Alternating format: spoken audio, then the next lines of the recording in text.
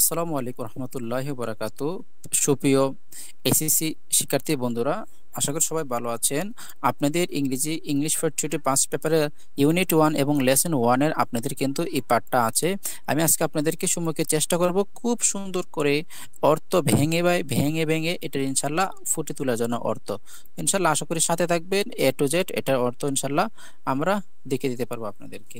দেখুন, যেহেতু এটা প্রথম একটা ট্যাক্স, আমাদের যে পার্টটা সেটা শুরু হলো এখান থেকে, আমরা এখান থেকে আলোচনা করে ইনশাল্লাহ চেষ্টা করি। আর আপনাদের যদি আমি কমেন্ট পাই এবং রেসপন্স পাই, তাহলে ইনশাল্লাহ এই ধরনের ক্লাস আমি আপনাদেরকে প্রতিনিয়তই আপলোড করে যাব। তো আপনাদের সবসময় আমি সাড়া পেতে চাই। তো দেখুন, প্রথমে আছে কি, আমিন is 17 when he were breaks out।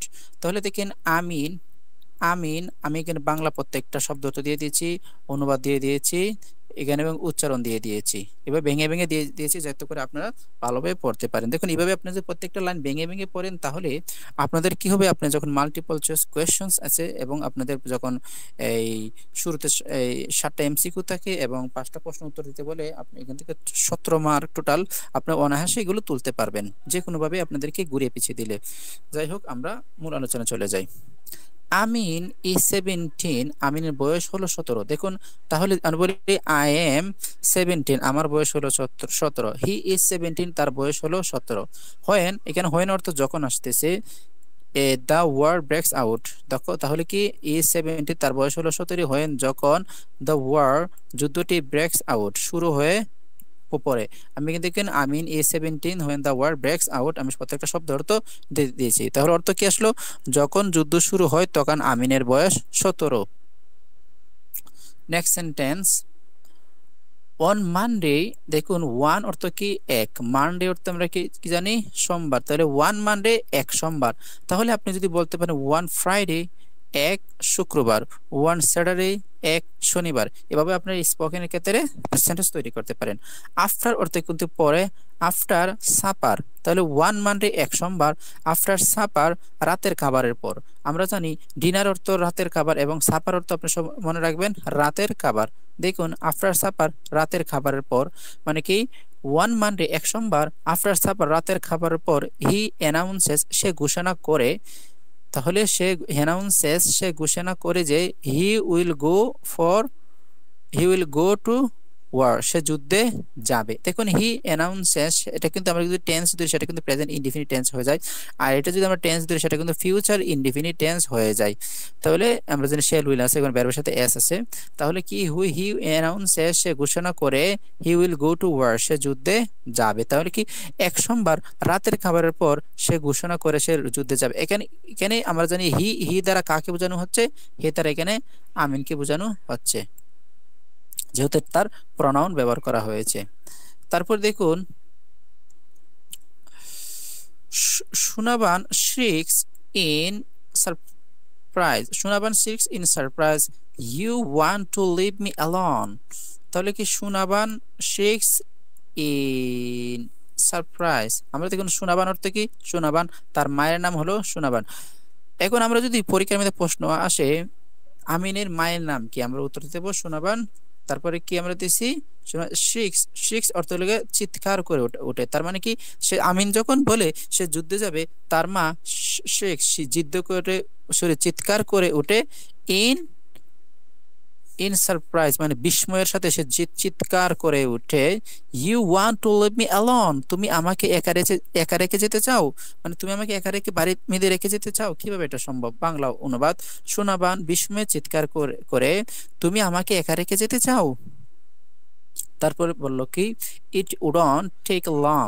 দেখুন, আমরা জানি উইল নটের সংক্ষিপ্ত ফর্ম হলো উডন্ট ব্যবহার করে এবং সেটা হলো ফিউচার ইনডিফিনিট টেন্স আছে।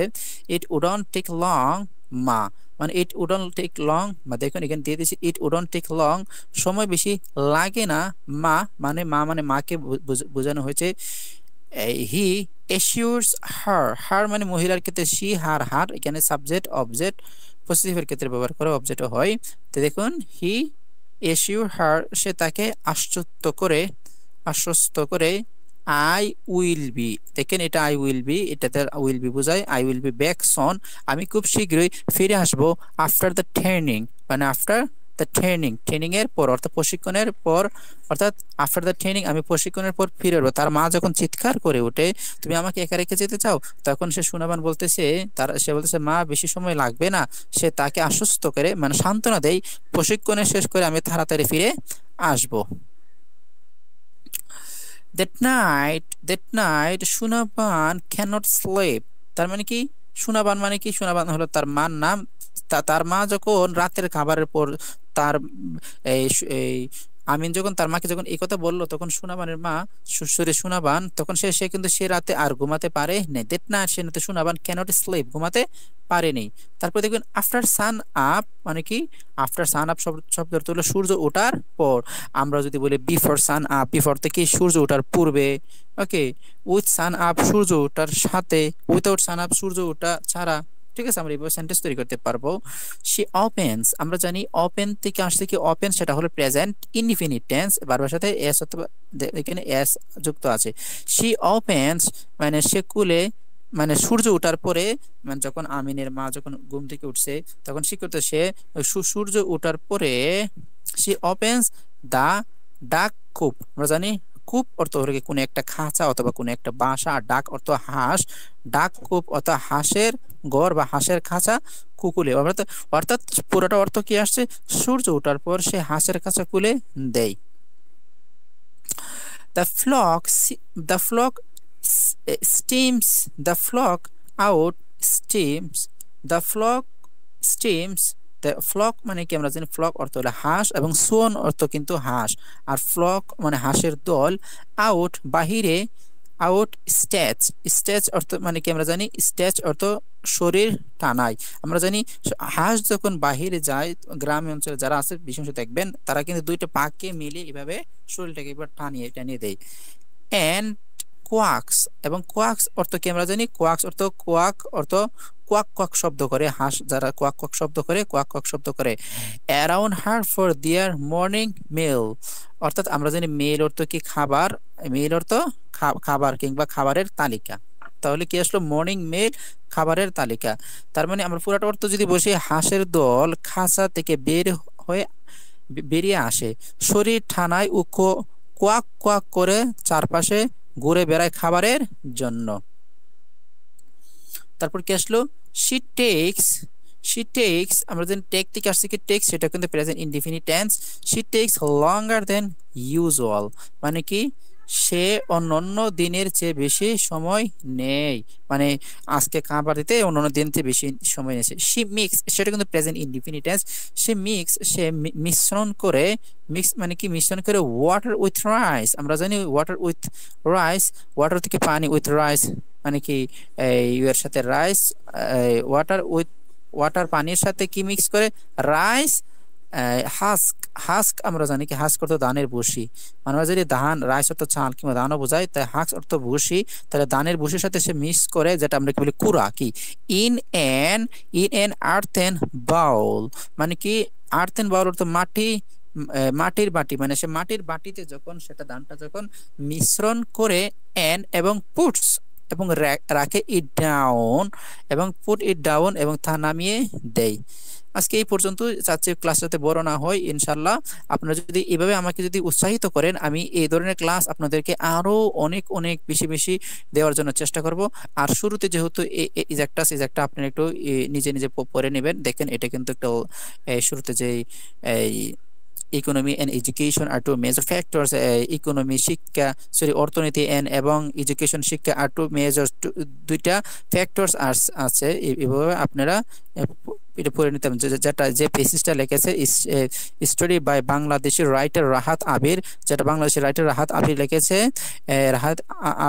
Read to section story and try to understand identify people belonging different social classes, and also I think আমি মনে করি how the human মানুষ জাতি অথবা animals পশুরা birds their যার অর্থটা আমি যদি আপনাদেরকে সুন্দর করে বুঝিয়ে দিই, অর্থাৎ অর্থনীতি এবং এমন শিক্ষা এমন দুইটি গুরুত্বপূর্ণ উপাদান যা সমাজের মানুষকে বিভক্ত করে, যেটা এমডি মতি গল্প লিখেছেন এবং বাংলাদেশি লেখক রাহাত আবির।